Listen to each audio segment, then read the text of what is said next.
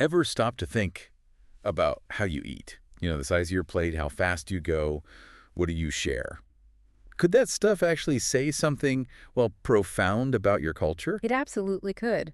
Today, we're doing a deep dive into exactly that. We've got this really interesting source talking about some uh, pretty striking comparisons between Korean and American food habits. Right. And this isn't just about, kimchi versus burgers. It's deeper. It's how people approach food.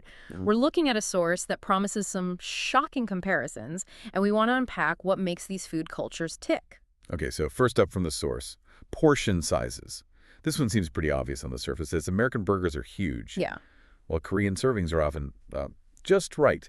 What's going on there beyond just, well, more food?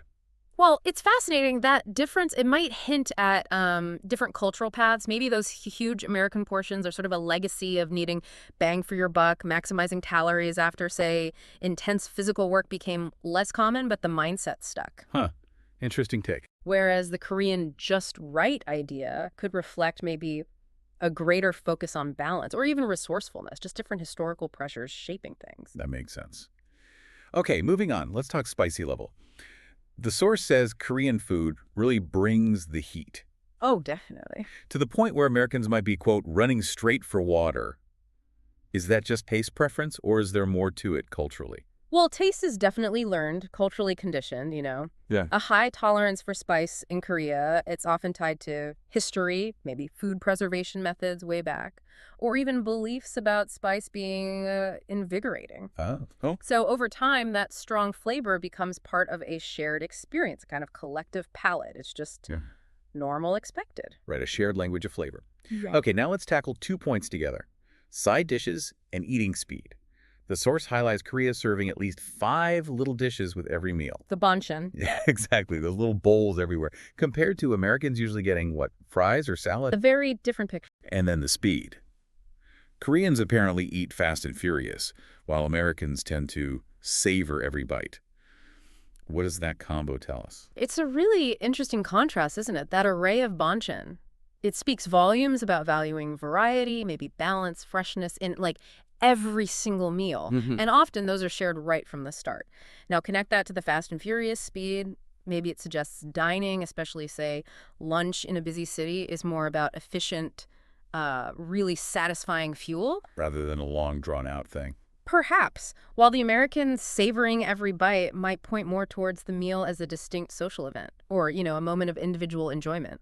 Yeah. Leisure, even. Which leads perfectly into the last point here. Sharing food.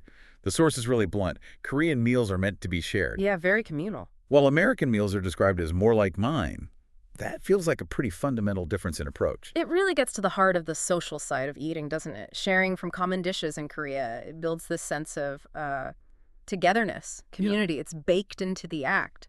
Literally sharing the experience. Exactly. Whereas the individual plate, more common as the default in the US, it emphasizes personal choice, autonomy.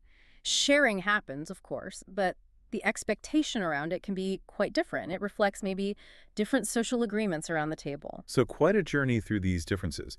We've hit on portion sizes, that intense spice, the sheer number of side dishes, eating speed fast versus savoring, and this core idea of sharing versus individual plates. Thinking about all that, what comparison stood out most to you? Or maybe resonated with your own experiences? And maybe take it a step further.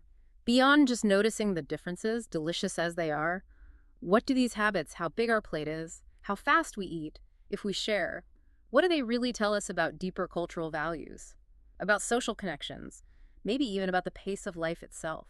That's a great question to ponder. Well, thanks for joining us on this fascinating deep dive today. Maybe next time you sit down for a meal, you'll notice some of these cultural echoes on your own plate.